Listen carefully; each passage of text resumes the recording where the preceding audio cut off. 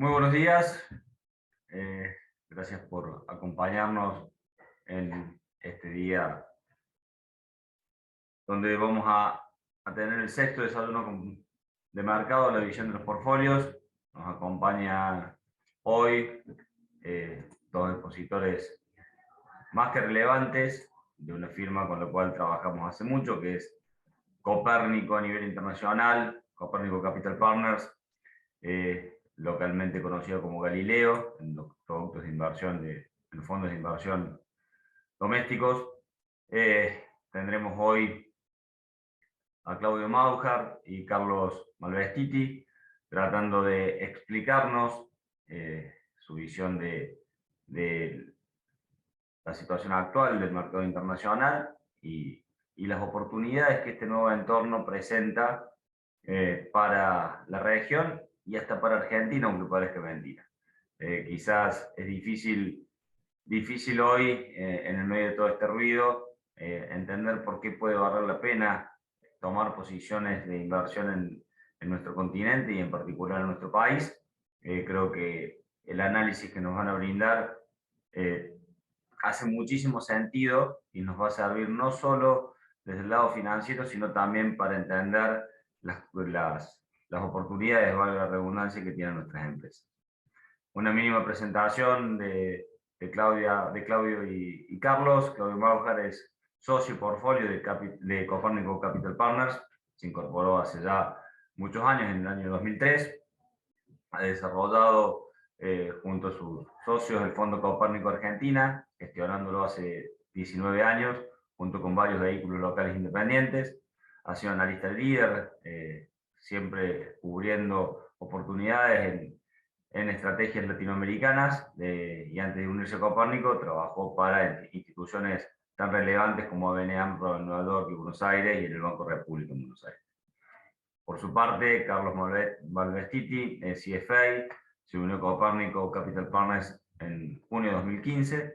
Trabajó como analista líder de crédito de mercados emergentes en firmas como Chrysler Research and Analytics de S&P, en la que ingresó en el año 2010. Carlos es licenciado en Economía por la Universidad Torcuato Itela. Sin más preámbulos, le cedo la palabra para que empecemos la charla de hoy. Muchísimas gracias de vuelta a todos por participar. Carlos. Perfecto, muchas gracias Aníbal y Agustín, gracias por la invitación. A ver, voy a compartir pantalla.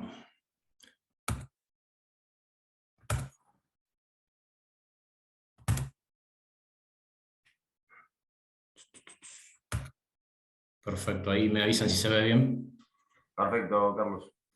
Excelente. Bueno, a ver, voy directo al grano, ¿no? Me pareció relevante arrancar esta presentación con un pantallazo de lo que son los retornos de renta fija en dólares en lo que va del año. Como vemos acá en el gráfico, caídas bastante bruscas a lo largo de distintas series de activos.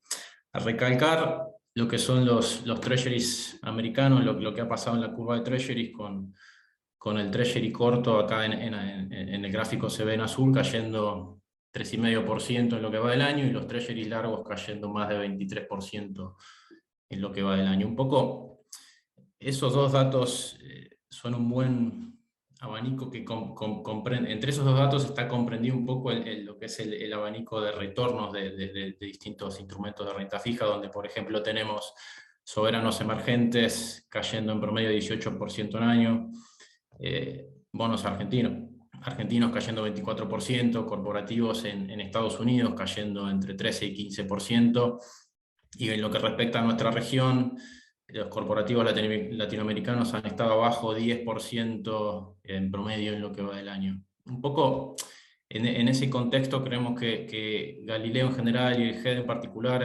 arrancó el año con una posición bastante defensiva, lo cual nos permitió atemperar un poco este aluvión, esta baja tan brusca, ¿no? Con, por ejemplo, Galileo Income bajando 1,7 en lo que va del año, inclusive menos de lo que cayeron los treasuries, el Galileo de Event Driven cayendo menos del 4%.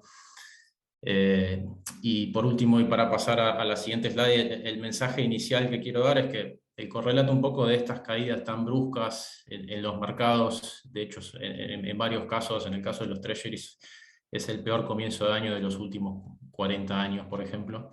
Pero el correlato de estas caídas tan bruscas son valuaciones que en muchos casos vemos empiezan a poner atractivas, en especial en miras a si uno tiene un horizonte de más mediano plazo, ¿no?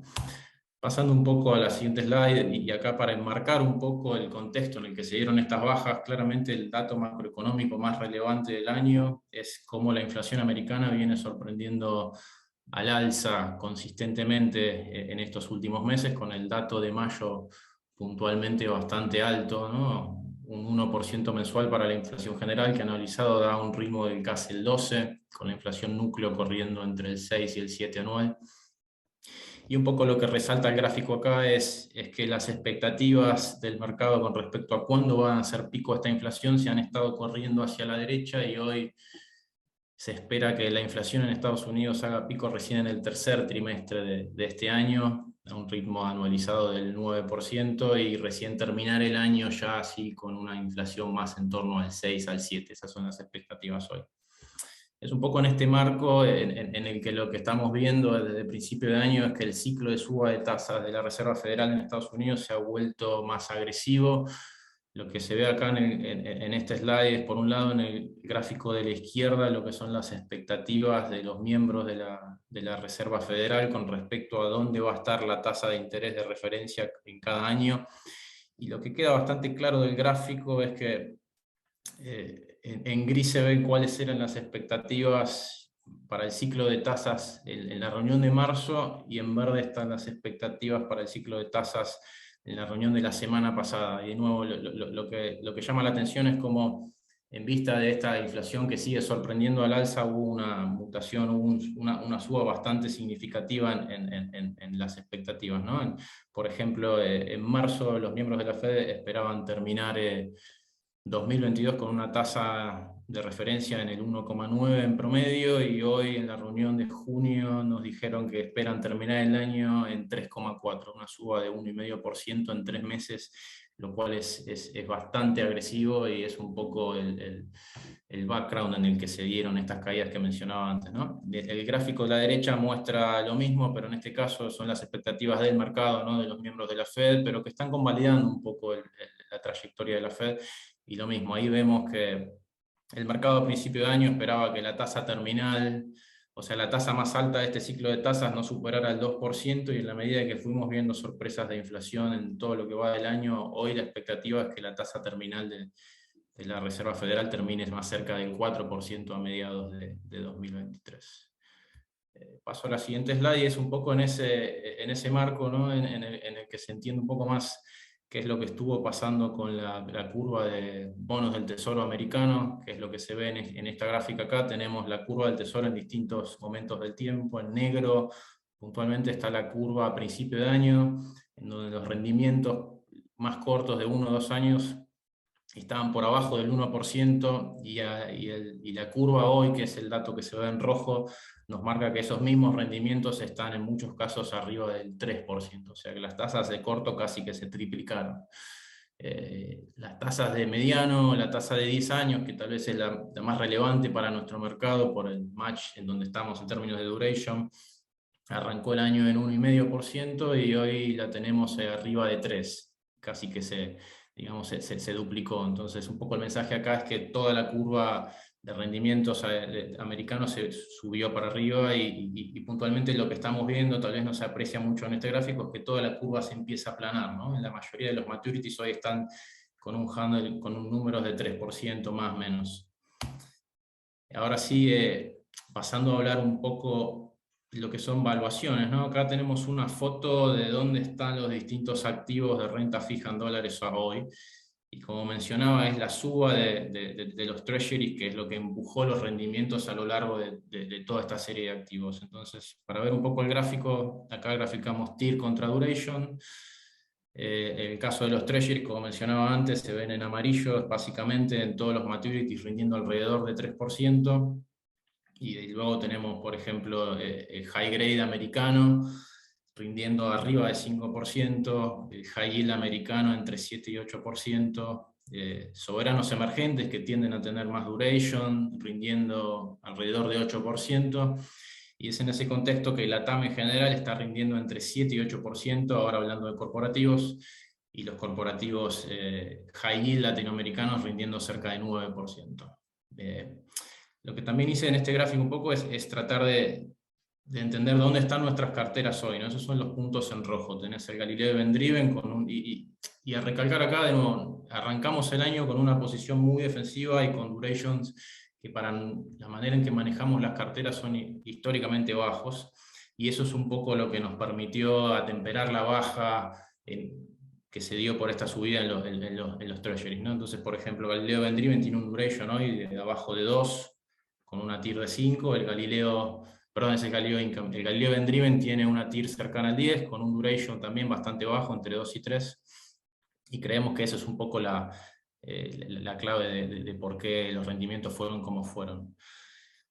Pasando un poco a nuestra región ahora en particular, y para hablar un poco más en detalle, este es un gráfico de la evolución de la TIR, de los bonos latinoamericanos en dólares high yield para los últimos 15 años. La TIR en este gráfico es, es la línea en celeste, y lo que tenemos es una descomposición de esa TIR entre el componente de spread, que está en rojo, y el componente de tasa americana, que está en negro, y se ve un poco cómo es la tasa americana lo que ha empujado en un principio las TIRs en esta primera mitad del año, y ahora lo que también empezamos a ver es que los spreads están empezando a ampliar un poco también. El mensaje que quiero dar acá es básicamente que hoy los rendimientos de los bonos latinoamericanos en dólares en promedio están en 9% en dólares, que si uno mira para atrás han sido niveles que en otros momentos han estado equiparados con otras crisis, y han sido niveles que en general no tienden a sostenerse a lo largo de los años, por lo que creemos que mucho del ajuste en términos de evaluaciones ya está incorporado en los precios, y TIRs del 9 nos parecen que para una inversión de mediano ya empiezan a ofrecer valor en general, y además en particular creemos que hay sectores del mercado donde hay inclusive dislocaciones más grandes, ¿no?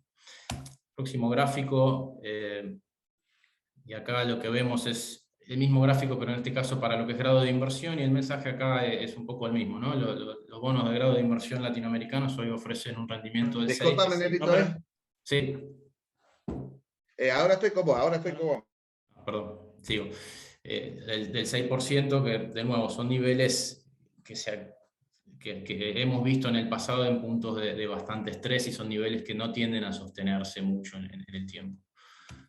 Pasando un poco ahora, dejando de hablar de evaluaciones y pasando a hablar de lo que son fundamentals de los créditos latinoamericanos. El mensaje con el que quería arrancar es lo que muestra acá este gráfico, que es básicamente que la composición del universo de corporativos latinoamericanos, a diferencia de la composición de otras regiones como Asia, Europa del Este o Estados Unidos, tiene un sesgo muy marcado hacia commodities, ¿no? Más del 40% del índice son empresas de commodities, petróleo y gas, agribusiness, pulpa, minería, que son sectores que en este contexto macroeconómico se han visto, de hecho, muy beneficiados. Y el otro sector que creemos que se ha visto beneficiado es el sector bancario, donde la suba de tasas que vimos en Brasil, la suba de tasas que vimos en Chile, y bueno, en México, que arrancó un poco tarde, pero que también está empezando a subir las tasas, termina siendo netamente positivo para los bancos, que pueden arbitrar esa tasa entre la tasa pasiva y la tasa activa,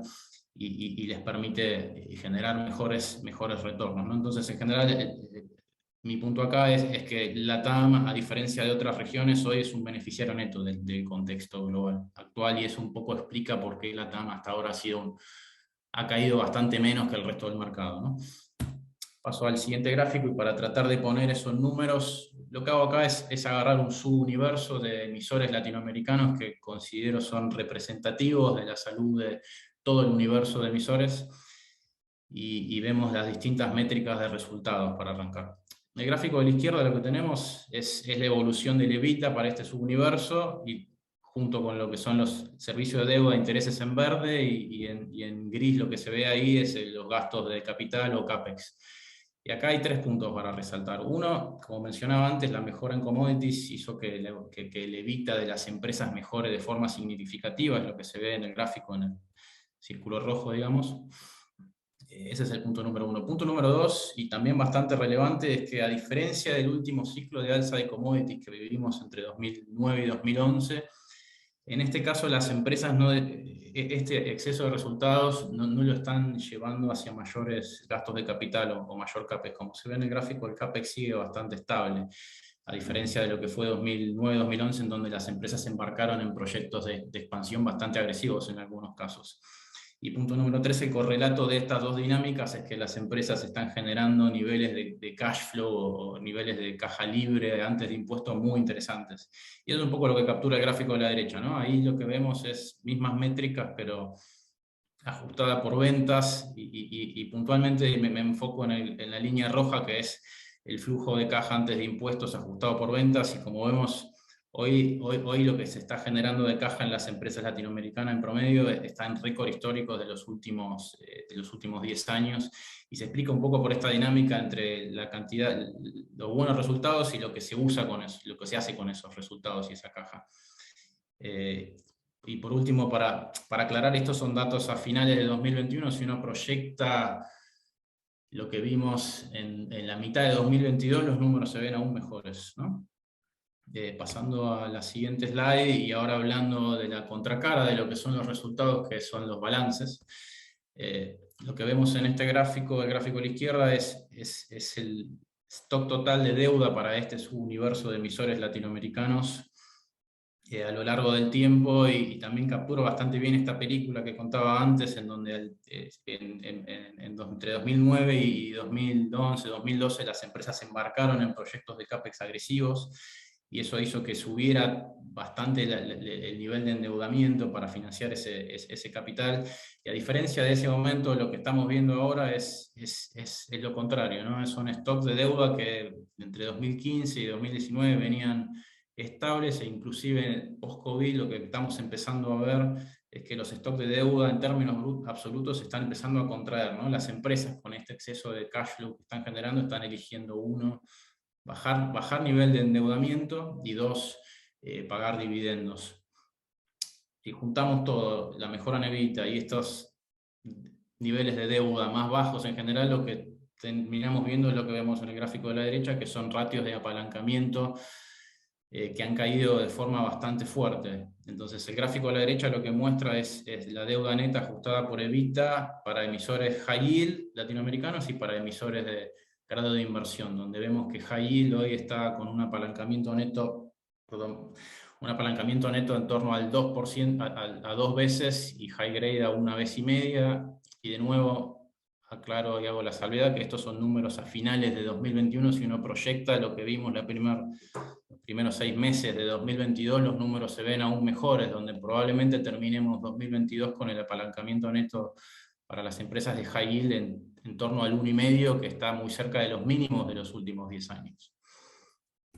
Y entonces, pasando a la siguiente slide, para tratar de terminar esta sección, un poco lo que queremos mostrar acá es que el mix entre valuaciones y fundamentals para las empresas latinoamericanas es un mix atractivo, y no solo en términos absolutos, sino más ahora pensándolo desde una perspectiva de un inversor global que tiene que alocar capital, no solo en Latam, pero que pueda alocar capital en Estados Unidos, en Asia o en otros países emergentes, ¿no? Entonces, lo que vemos en este gráfico, que tal vez son dos gráficos con mucha información, no quiero entrar tanto en los detalles, pero yendo hacia el gráfico de la izquierda, lo que vemos ahí es un gráfico en donde dividimos por regiones, con Latam en rojo, Estados Unidos en negro, Asia en azul, y Europa del Este en gris, y tenemos el apalancamiento neto por regiones y dividido por ratings, ¿no? Y un poco el mensaje acá es que Latam hoy, comparado con estas regiones, y en especial Estados Unidos y Asia, ofrece ratios de apalancamiento significativamente más bajos, ¿no? Y lo cual lo vuelve atractivo para un inversor global que en este contexto busca algo más defensivo. El correlato de esto también a la derecha es mismo gráfico, pero en este caso lo que vemos son valuaciones en términos de spreads, y un poco lo mismo, ¿no? Latam hoy ofrece evaluaciones similares estas regiones, y en algunos casos, cuando uno baja en el espectro de crédito a double B, single B, doble B, single B y triple C, vemos ahí que las valuaciones son atractivas, y si uno mecha esas valuaciones con los fundamentals y el apalancamiento, creemos que ese mix es un mix que es defensivo y que en un contexto actual de incertidumbre macroeconómica e incertidumbre geopolítica es un mix que para el inversor global, cuando tiene que alocar capital, termina siendo un mix defensivo, ¿no? Paso a la siguiente slide, y ahora para hablar un poco más en concreto de lo que es nuestra cartera. Esta es una foto de la cartera hoy. La TIR, como mencionaba al principio, la TIR del GED hoy es de 10%. Es una TIR que históricamente es alta para nuestros fondos. Un cupón corriente de 7,2, un duration bastante bajo de 2,7 y un nivel de caja de casi 18%, que también es un nivel de caja históricamente alto para nosotros. No quiero entrar mucho en detalle acá, pero en términos de países tenemos 14 en Argentina, 39 en Brasil y después bastante dividido entre Chile, México y otras regiones.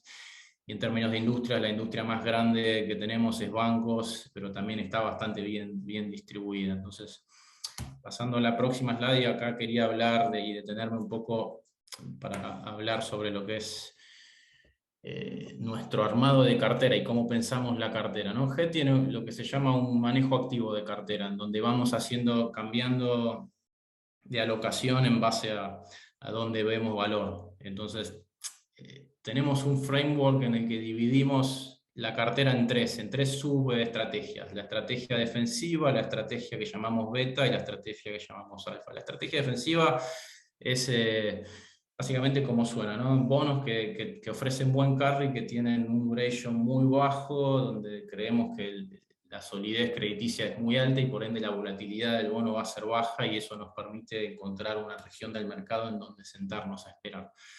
La estrategia de beta son bonos que están correlacionados con el mercado, básicamente, donde intentamos buscar algo de compresión de spreads, pero en general la definición básica es que son bonos que van a moverse con el mercado. Entonces vamos a entrar o salir de ahí dependiendo hacia dónde vemos la direccionalidad del mercado. Y por último, la estrategia de alfa es donde generamos donde creemos que generamos el extra de valor en el largo plazo, y son bonos en donde el precio del bono no está tan definido por la dinámica del mercado, sino por temas más idiosincráticos de la empresa en sí. Eso implica mucho trabajo de bottom-up y de análisis de crédito, y ofrecen retornos significativamente más altos. El mensaje de nuevo acá es que entre estas tres estrategias lo que hacemos todo el tiempo es ir cambiando entre cada una de ellas e ir mutando en la medida de cómo vamos viendo la evolución del mercado, ¿no? Y habiendo hecho esa aclaración, paso a la siguiente slide, y el punto a recalcar acá es que hoy tenemos entre el 18% de cash y 28% de la estrategia defensiva. Tenemos casi la mitad de nuestra cartera hoy posicionada de manera muy defensiva, de nuevo lo que nos ha ayudado a temperar la baja, y creemos que al mismo tiempo este posicionamiento nos da mucha opcionalidad para ir paulatinamente capturando el upside en la medida que los mercados empiecen a dar la vuelta en el futuro, ¿no? De nuevo, hoy la idea es seguir con este posicionamiento defensivo. Las incertidumbres macro y geopolíticas siguen altas, pero al mismo tiempo creemos que al estar posicionados así vamos a lograr capturar el upside en la medida que esas incertidumbres empiecen a temperarse. Pasando a la siguiente slide, y un poco lo que quiero mostrar acá es que esta estrategia que acabo de describir para Galileo Event Driven es una estrategia que venimos ejecutando desde el lanzamiento del fondo en 2004, y creemos que es la estrategia correcta para el tipo de mercado en el que operamos, en donde estamos siempre sujetos a lo que se llama sudden stops o caídas bruscas de los mercados de repente, digamos, ¿no? Entonces, lo que captura esta tabla es el concepto de caída máxima dentro de un año calendario, o sea, cuánto puede caer cada activo en un año, dividido por distintos tipos de activos, no solo crédito, pero también acciones, FX o tipo de cambio, y en la derecha se ve el Galileo Event Driven. Y un poco el mensaje acá es que En general, en periodos de estrés es donde la estrategia del Galileo Event Driven brilla, porque, por ejemplo, en la crisis de 2008 caímos menos de la mitad, en la crisis europea de deuda, que aparece ahí también, caímos menos de la mitad, en la crisis del Lava Jato en Brasil, lo mismo. Entonces, un poco el mensaje a transmitir acá es que el fondo, la estrategia del fondo ha sido probada durante varios periodos de estrés y creemos que es la correcta. Y un poco la contracara, y ahora pasando a la próxima slide, la contracara de poder evitar estas caídas máximas es que nos permite un mejor punto de partida para eventualmente tratar de capturar el upside. Y en este slide lo que quiero mostrar es un poco la foto de cómo le ha ido al Galileo Event Driven al día de hoy, ¿no? Entonces, el gráfico de la izquierda lo que captura es el retorno anual compuesto del Galileo Event Driven medido contra comparables y contra una serie de distintos activos en dólares. Todo está medido desde el inicio del fondo en 2004, y en el eje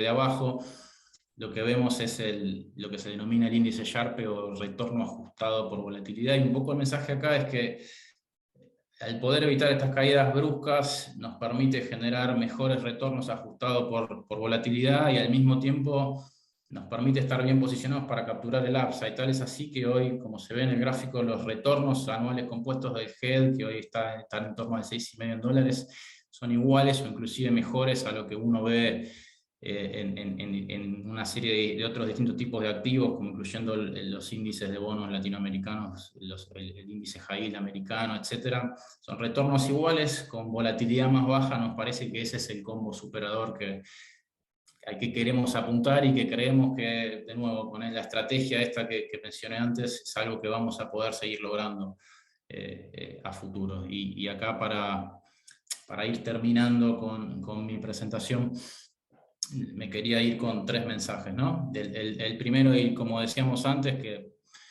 las TIRs de los bonos latinoamericanos en dólares hoy, en especial high yield, rindiendo 9%, son TIRs en términos absolutos atractivos, y si uno las mecha con los fundamentals que mencioné, nos deja más tranquilos para poder decir que hay valor, en especial a mediano plazo. Ese es el punto número 1. Punto número 2, como mencionaba, HED sigue posicionado muy defensivo, tal que creemos que va a lograr tener la opcionalidad de capturar el upside llegado el momento en que los mercados empiecen a mutar. Y por último, y ahí sí para ir terminando, resaltar un poco que hay una relación directa, ¿no?, entre la TIR al momento de la inversión y el retorno potencial de esa inversión, y que esa relación entre la TIR y el retorno potencial de esa inversión se vuelve más fuerte en la medida que uno agranda el horizonte temporal. Y ese es un poco el marco en el cual está inscrita la filosofía del fondo, ¿no?, que es invertir a través del ciclo, ¿no? No tanto buscar market timing, pero sí buscar invertir a través de un ciclo, que en general son ciclos de 2 a 5 años, y es un poco en ese contexto en el que, de nuevo, si uno mira las TIRs que está ofreciendo hoy la TAM en particular y Galileo Event Driven en particular, creemos que nos sentimos cómodos diciendo que hay valor a capturar en una inversión de mediano plazo. Con eso, Aníbal, yo termino mi presentación. Gracias, Carlos, por la presentación.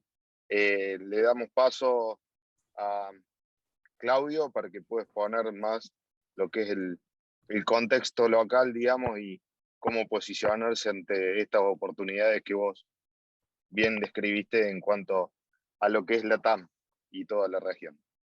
Bueno, muchísimas gracias a usted, muchísimas gracias por la invitación. Voy a hacerlo bien breve, así dejamos suficiente tiempo para las preguntas y ver si podemos dar respuestas a esas preguntas. Esta parte está enfocada específicamente sobre Argentina y sobre los 3 tipos de activos que hay en Argentina, ¿no? Sobre la deuda soberana, la deuda corporativa, y especialmente tiene más énfasis en la parte de acciones, que es donde nosotros vemos más valor. Claramente la deuda soberana tiene una posición técnica muy débil y una posición fundamental muy débil. Hay un balance muy flojo del sector público nacional, hay un cash flow que es negativo, básicamente hay déficit fiscal primario y total, y hay una posición técnica muy baja dada porque los cupones que paga la deuda son muy bajos, hay tenedores que quedaron muy golpeados de la reestructuración de Guzmán y que no quieren tener el papel, y la baja continua de los precios hace que el peso de Argentina en los índices cada vez sea menor y el costo de no tener Argentina sea también cada vez menor para los tenedores. Pero, como decimos ahí, bueno, estamos en precios de default y básicamente creemos nosotros que hay una oportunidad. No sabemos el día ni la hora en que hay que entrar, pero creemos que estos precios van a ser van a dar un premio importante a los inversores que tengan el coraje de meterse hoy, ¿no? Nosotros acá hacemos un ejercicio desde los precios a los que se podrían comprar los bonos hoy. La TIR pensamos que no significa nada, o sea, acá hay dos escenarios que serían la columna de la TIR baja o hay una reestructuración. No existe la situación actual de Argentina como una situación sostenible, ¿no? O sea, acá hay un cambio brutal de expectativas que hace que los bonos vayan hacia los valores más normales de rendimiento o hay una reestructuración. Queremos decir que no descartamos la opcionalidad. De hecho, en el año 2015-2016 apareció la opcionalidad de volver a acceder al mercado. Hoy parece muy remoto, pero bueno, falta un tiempo. Aún en el peor escenario en que tenemos una reestructuración, nosotros en la última columna hacemos un ejercicio que si en junio de 2020, o sea, dentro de 3 años, cuando empiezan los pagos grandes de capital de la deuda, Argentina dice, no te puedo pagar, te hago una nueva reestructuración, y el recupero al salir de esa reestructuración es 35 centavos, que es menos que lo que nos dieron Kirchner y Lavagna, porque nos dieron 35 centavos más un warrant en aquel momento. Las tires que se obtendrían por invertir hoy a estos precios serían como mínimo 16%. Otra cosa que quiero destacar es esto: hay el 9 de julio, o sea, dentro de 2 semanas o más o menos, se resetea el cupón de los bonos y el Global 2038 pasa a tener un cupón de 3,7 octavos. Eso da un rendimiento corriente de 12,6%, que nos parece que tiene cierta racionalidad para esperar un momento mejor. El segundo segmento en el que me voy a enfocar, también pasando rápidamente, es el de deuda corporativa. Es para dormir bien, no tiene mucho potencial de suba, pero pensamos que es atractivo por lo bien que están los balances de las empresas, totalmente lo contrario al balance del sector público.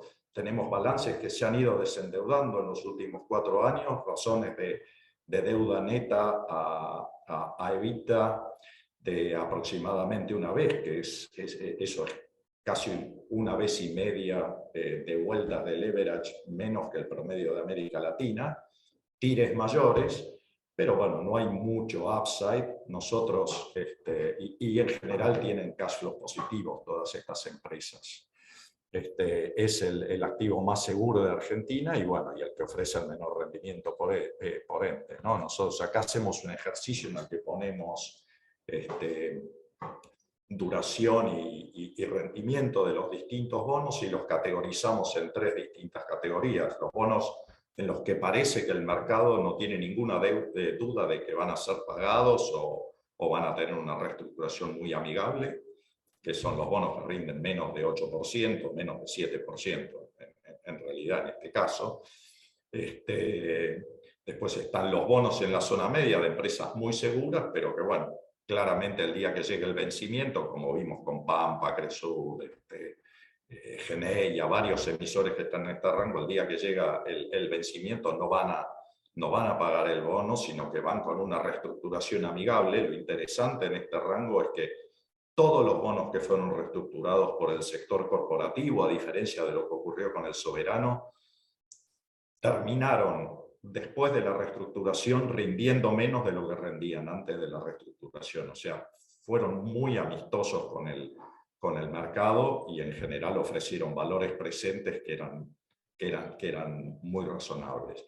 Después están los bonos corporativos que rinden más, empresas o que tienen vencimientos de corto plazo, que están un poco más desafiadas. El caso de YPF diría que es el único caso en el que la buena fe que mostraron los corporativos no estuvo presente, porque no solo quiso refinanciar lo que le vencía, sino que involucró todos los bonos de su complejo de emisiones, y eso generó algún daño reputacional que creo que hoy todavía lo sigue pagando la empresa. Es una situación bastante parecida a la del soberano, con un balance infinitamente mejor y que no justifica los rendimientos que tiene.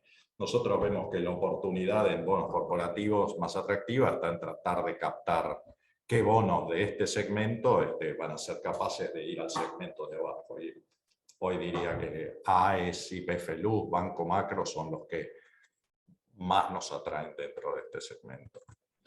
Y después, bueno, veamos qué pasó cómo está el equity. El equity está 80% abajo del máximo que tocó a principios de 2018 con el gobierno de Mauricio Macri.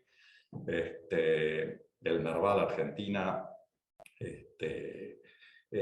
tiene sus bemoles porque tiene componentes grandes de bancos principalmente y de compañías de servicios públicos que han sido particularmente golpeados. No todo el mercado está en la misma sintonía, pero lo que es más interesante es que la posición técnica en el mercado, si bien es mejor que la posición técnica de los bonos soberanos, en el sentido de que bueno, ya no están en el índice, ya nadie está disgustado con tener Argentina, sino que quien lo tiene y por resignación o porque ve una oportunidad lo tiene, porque quiere. No vemos una posición técnica tan débil en el sentido de que haya vendedores desesperados por salir, como sí vemos en el soberano, pero a la vez no vemos ningún tipo de interés nuevo apareciendo en el mercado. Vemos que el volumen operado se ha ido cayendo año tras año en los últimos 4 años, y la proporción de ADRs dentro del volumen total es cercana al 80%. Había caído en los años anteriores, claramente vendieron los extranjeros durante todo ese tiempo. Creemos que para que el mercado rebote técnicamente necesita volver a traer el interés extranjero. Esta la voy a pasar. Las acciones, 80% abajo del Merval, para nosotros anduvieron muchísimo peor de cómo anduvieron las empresas. Las empresas argentinas en realidad han demostrado tener managements que son expertos en supervivencia durante estos últimos años, ¿no? Se han ocupado de cuidar la caja, de pagar deudas. Si no tenés deuda es mucho más difícil que logren hacerte quebrar. Y en cierta forma muchas empresas han sabido proteger la rentabilidad e incluso aumentarla en los últimos años. Nosotros acá después podemos compartir esta presentación con ustedes, no tiene nada de secreto, pero como para que puedan mirarlo más en detalle, pero hay muchas empresas cuyas acciones están 80-90% abajo y sus resultados no están ni cerca tan abajo como el precio de las acciones. Acá hacemos una comparación entre lo que vale en múltiplos Argentina y el resto de América Latina, y Argentina acá abajo contra su propia historia. Bueno, y ahí los descuentos son muy significativos en prácticamente todas las medidas. Y una cosa que nosotros siempre decimos es que mirar los múltiplos oculta muchas de las cosas que en realidad le dan valor a las acciones argentinas. El valor de la capacidad de supervivencia y la agilidad de los managements es una de las cosas que nos captan los múltiplos.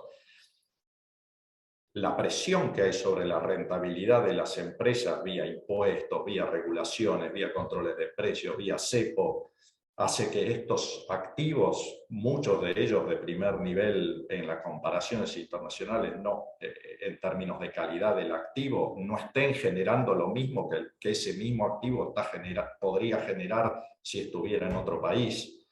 Creemos que hay mucho más valor que subyace a lo que los números fríos dicen. Este es un ejercicio interesantísimo que hizo la gente de R-Partners hace ya un tiempo. Muestra una historia desde 1966 hasta ahora.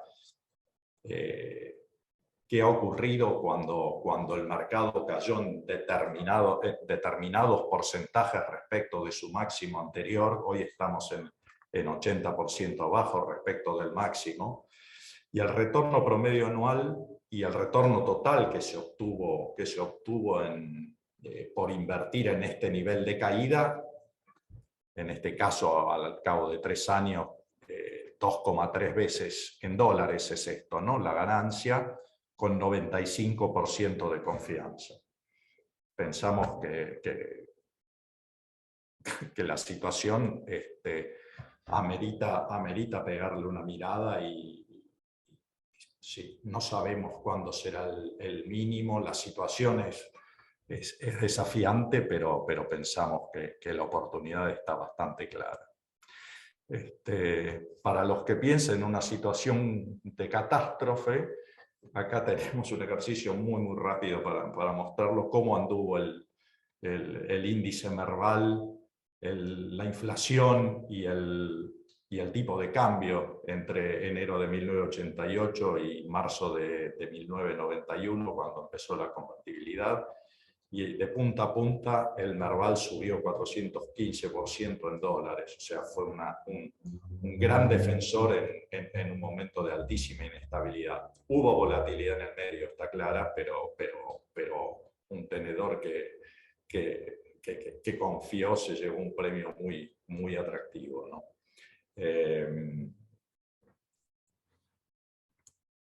Bueno, esta es la composición de la cartera de Galileo Acciones, acá solo para decir cuál es nuestra filosofía de inversión, ¿no? Nosotros tenemos solo 12 acciones en la cartera, elegimos las cosas que nos gustan, no seguimos el índice.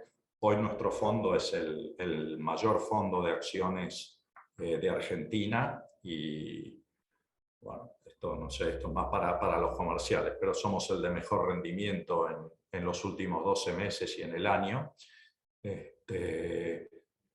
¿Cómo tenemos nuestra cartera? Hoy tenemos mucho más inversiones en empresas de servicios públicos que el índice y mucho menos en bancos, básicamente. Y tenemos principalmente nuestro core, como pueden ver, son empresas que tienen activos reales, activos que son capaces de generar dólares, tienen activos en el exterior en algunos casos. Y esa posicionamiento defensivo ha sido el que también nos ha permitido tener ese retorno contra el índice. Bueno, acá esta es nuestra filosofía de inversión, también se lo dejo después, pero consideramos que invertir es una maratón y no es una carrera de velocidades, es parte de nuestro eslogan. Creemos que acá es muy difícil acertar los puntos exactos de entrada y salida, pero que si uno se deja guiar por el valor en el largo plazo, obtiene buenos resultados. Bueno, eso lo dejo acá, Aníbal, Agustín, así podemos avanzar con las preguntas, si hay.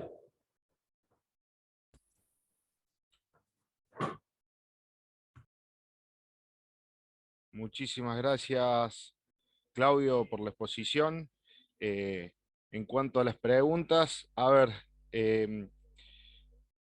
¿cómo ven todo este panorama de aumento de tasas? ¿Qué puede pasar en cuanto a los commodities? Ya que la región es súper expuesta en commodities. Esto le puede traer un viento de cola, los puede perjudicar, porque ya sabemos por el flight to quality que esto provoca. ¿Cómo pueden leer eso en cuanto a la deuda corporativa y si están muy expuestos tanto en Copérnico Latam High Yield como en el HED, digamos, en activos de esta naturaleza. Perfecto. Voy a compartir pantalla rápido para ver la cartera, así puedo responder mejor.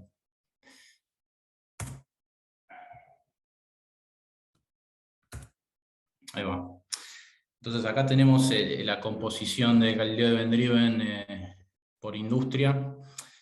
Tenemos 17% en lo que es petróleo, y te diría que en commodities ese es el único sector en donde hasta ahora tendemos a ver más valor y dislocación un poco con respecto a dónde están las evaluaciones, ¿no?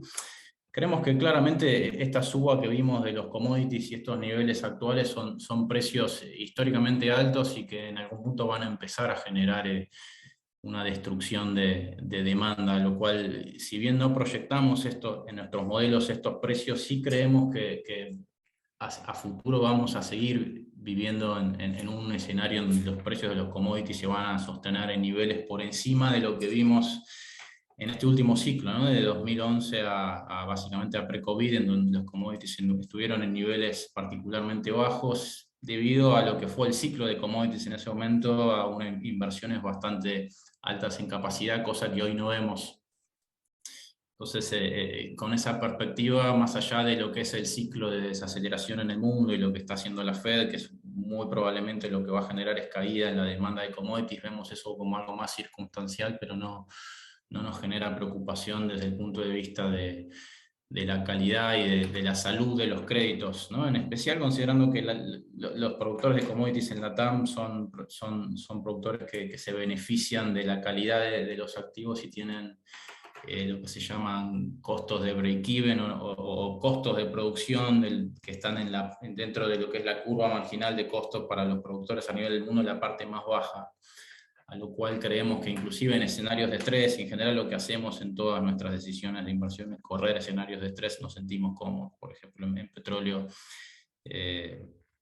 hoy con el petróleo en 100, claramente las empresas generan muchísimo cash. Con el petróleo en 70 las empresas van a seguir generando muchísimo cash, y realmente no vemos un escenario de volver al petróleo a 30 o 40 dólares el barril, que es los números que vimos, ¿no?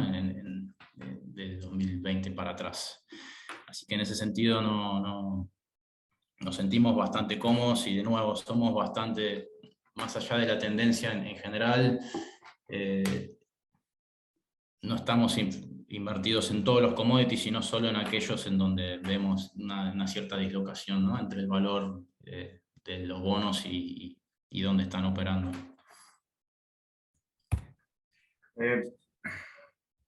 Hablábamos por ahí en la previa, tanto con Carlos como con Claudio, que veíamos que el mundo le da de vuelta una oportunidad a Latinoamérica, un poco lo que mencionaba recién, este ciclo que parecería encaminarse de commodities, más allá de que sean precios más, no sean tan altos como los de hoy, probablemente sean altos en términos históricos, y que, como mostraba vos en algunos gráficos, la deuda de las empresas latinoamericanas está no solamente manteniéndose, sino bajando, tienen flujo de caja alto, toda una serie de cosas que son drivers importantes, pero siempre asoma el tema político en Latinoamérica, ¿no? Y por ahí extrapolamos lo que pasa en la Argentina a toda la región.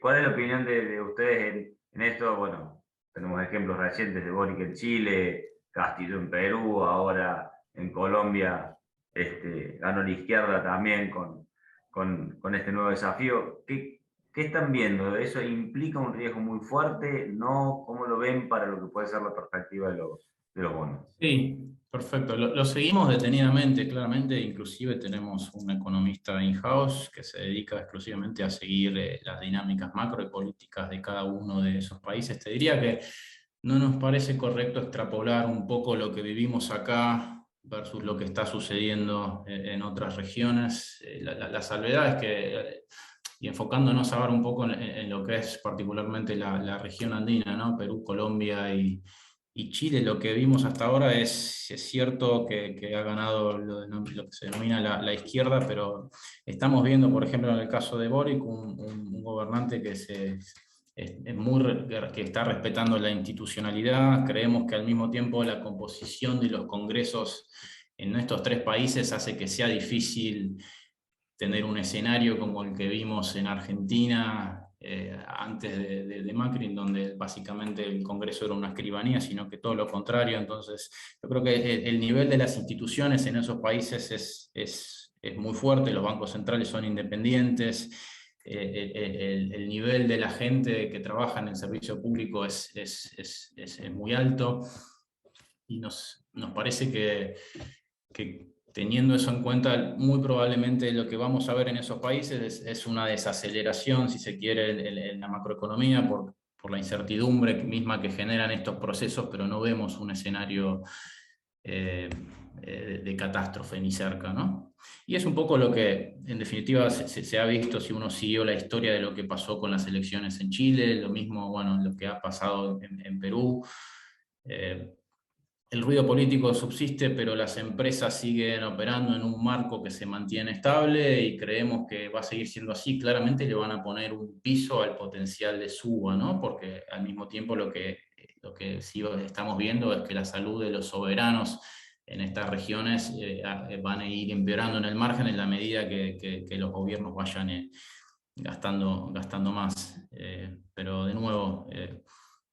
es un tema que seguimos de cerca y que hoy no nos resulta tan preocupante. De hecho, hay que ser es parte de nuestra estrategia en Galileo Driven ser activos, ¿no? Entonces, por ejemplo, en lo que es Colombia, con las elecciones que ganó Petro la semana pasada, no teníamos exposición. Ahora estamos empezando a mirar ciertas historias que creemos han quedado dislocadas por este miedo inicial a cómo puede llegar a ser un gobierno de Petro, pero si uno sigue un poco la línea de lo que hemos visto de nuevo en Perú, en Chile, inclusive en México, creemos que es bastante acotado el lugar que tiene Petro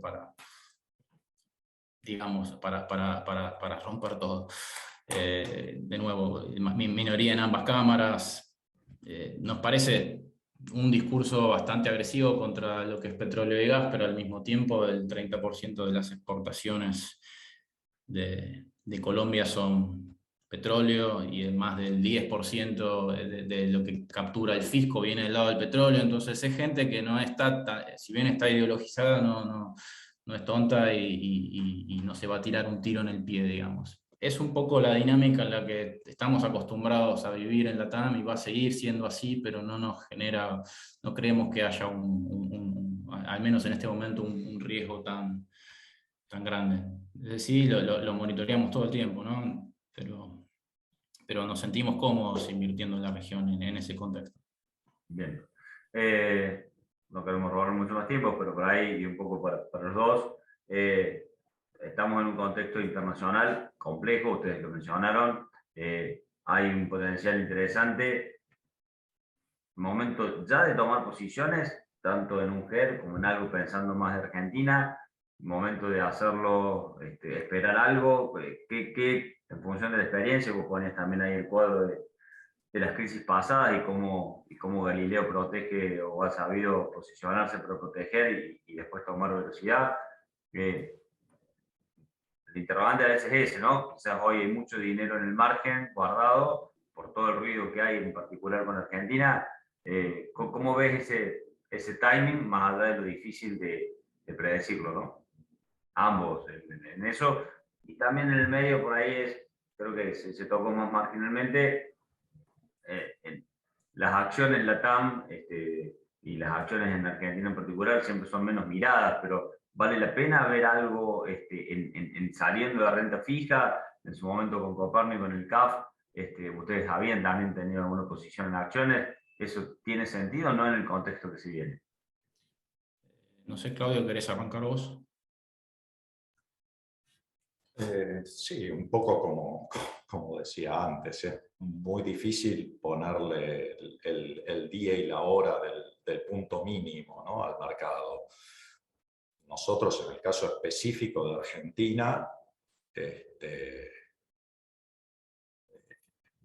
pensamos, y claramente nos viene demostrando el mercado que siempre puede caer un poco más, pero pensamos que es bastante difícil equivocarse si uno tiene un horizonte, aún para el ahorro en dólares, de inversión a mediano o largo plazo, al comprar en estos precios, ¿no? Pensamos que un poco los ejercicios que trato de mostrar en esos, si bien lo mostré muy rápido, ¿no? Pero en el ejercicio de los bonos, que el potencial, aún si nos hacen una reestructuración tan mala como la de Kirchner-Lavagna, porque no nos olvidemos que cuando reestructuró Guzmán salimos con precios de 60 centavos, ¿no? Después fue un desastre, pero aún como saliendo con la de Lavagna-Kirchner, salimos con 35 centavos, bueno, el retorno que se puede obtener es casi duplicar el dinero, ¿no?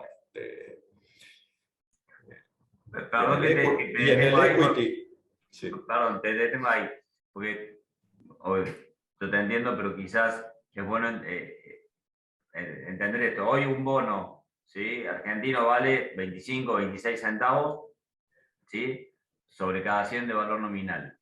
En una reestructuración mala, ¿sí?, deberían reconocerte aproximadamente 35 de valor presente neto. Es decir, por más que entráramos en default o no default, pero reestructuráramos, ¿sí?, el escenario de base sería que en un par de años ese bono que vale 25 o 26 podría valer 35 y en el medio pagarte algo de cupón.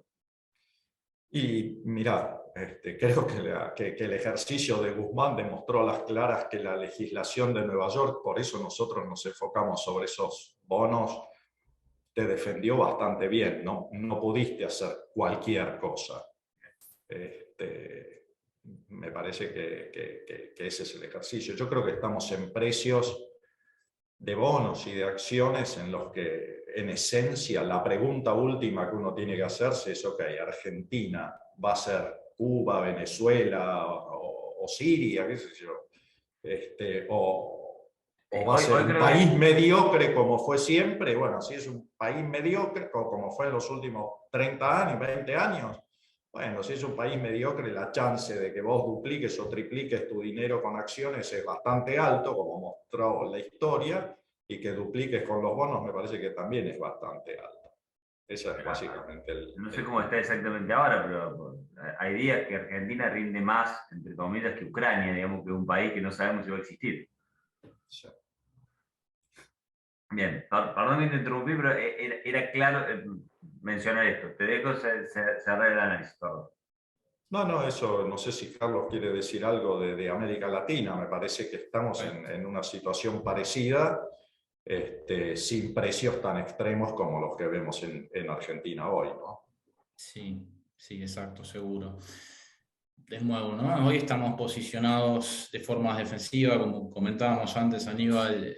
Tratar de decir cuándo es el momento del piso es imposible, pero con este nivel de tiers y esto fundamental, yo creo que hace sentido decir que hay valor a mediano plazo, ¿no? Ahora, si ese mediano plazo es dentro de 3 meses, dentro de 6, no lo sabemos. Va a depender mucho de cómo vaya evolucionando las principales incertidumbres que estamos viendo hoy en el mundo.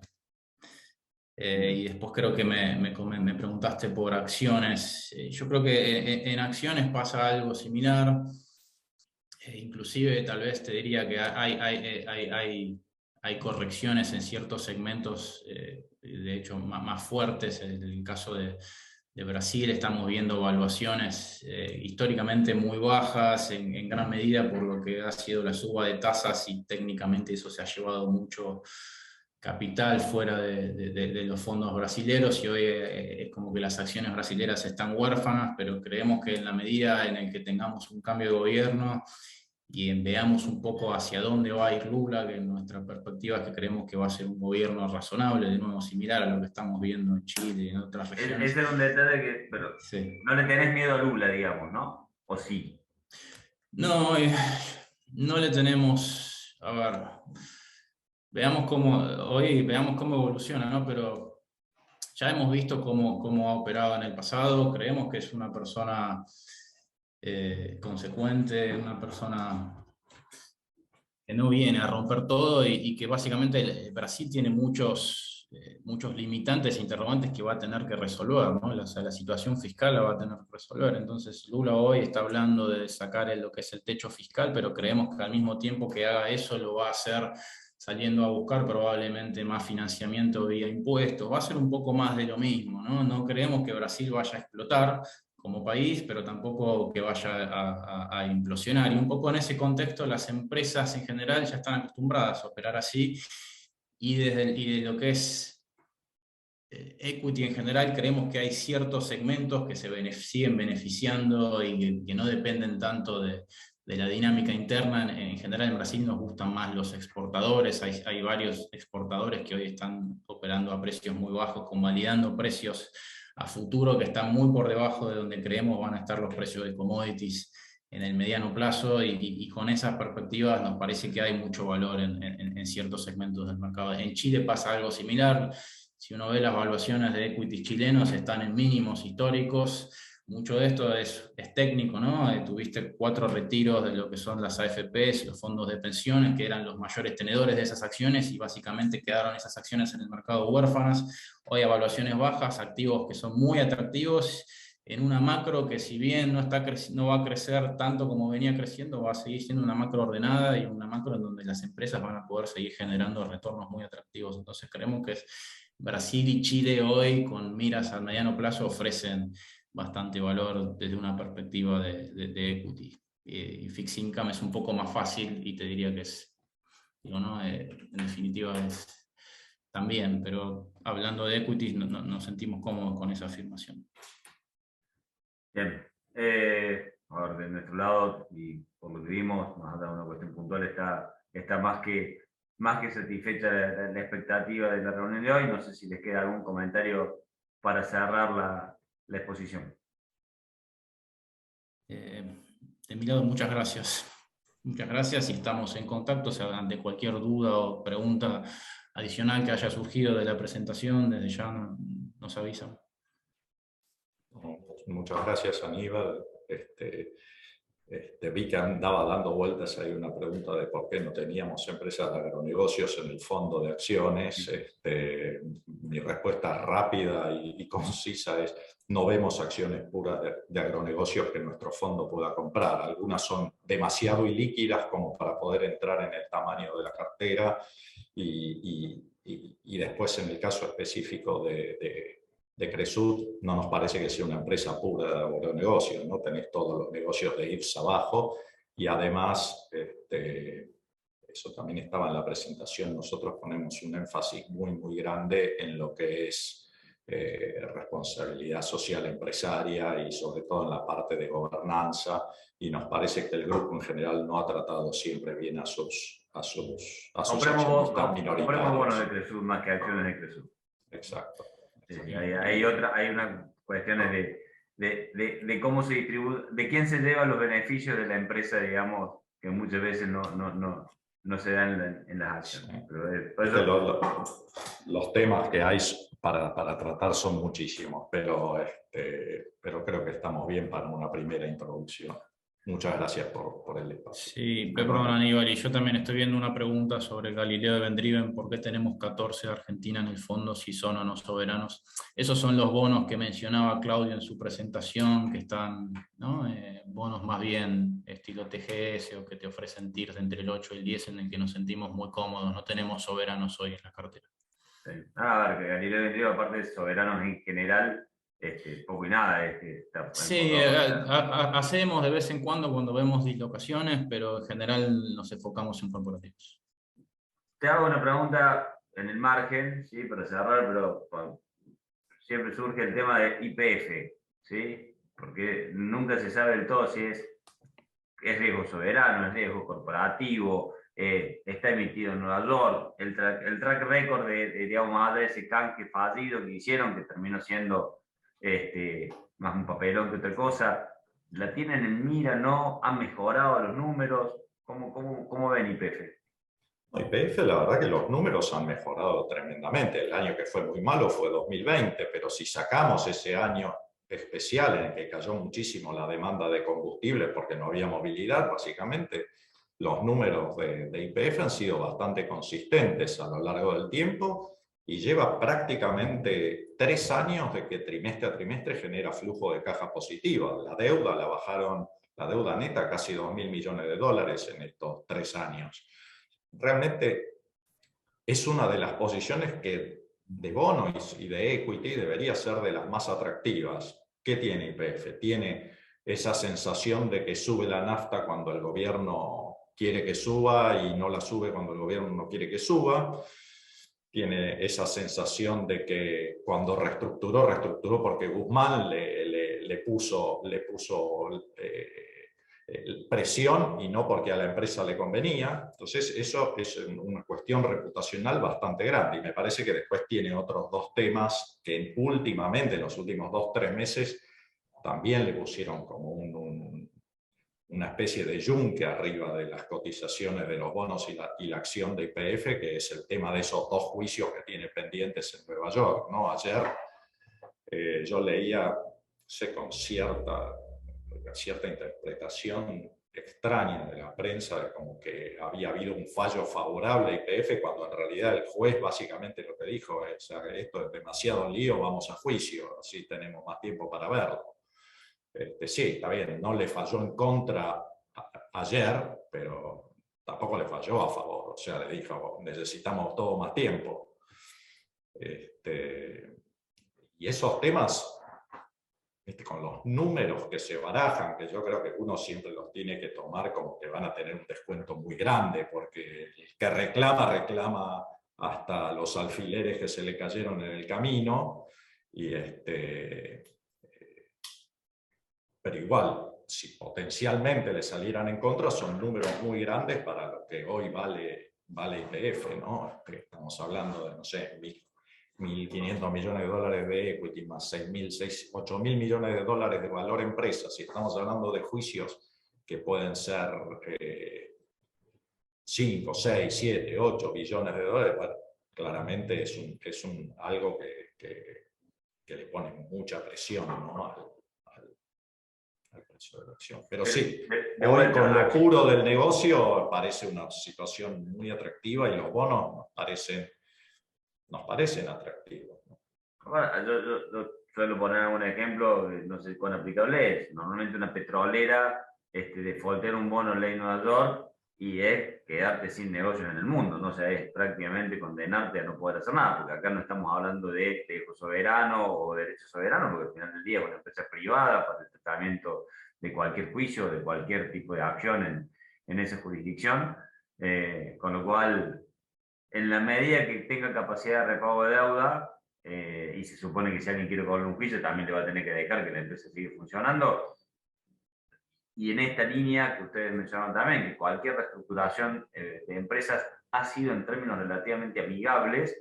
Bueno, no es que voy a vender mi casa para poner YPF, pero dentro de los riesgos de Argentina parecería ser lógico tener alguna posición ahí, ¿no? Sí, bueno, es de las empresas más grandes de Argentina, ¿no? Medida en términos de ventas, así que está en un sector en el que podríamos decir que nada está exento de que el gobierno se inmiscuya, pero es un sector en el que en general lo ha tratado mucho más favorablemente que otros sectores.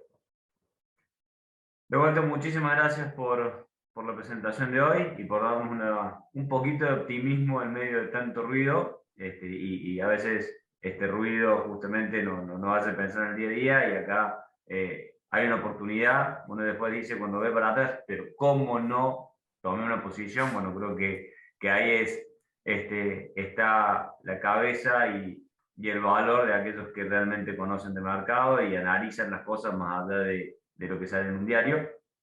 Y nuevamente gracias a todos los participantes por habernos acompañado en el día de hoy.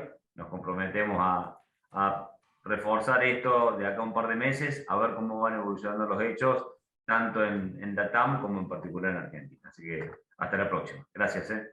Saludos. Muchas gracias.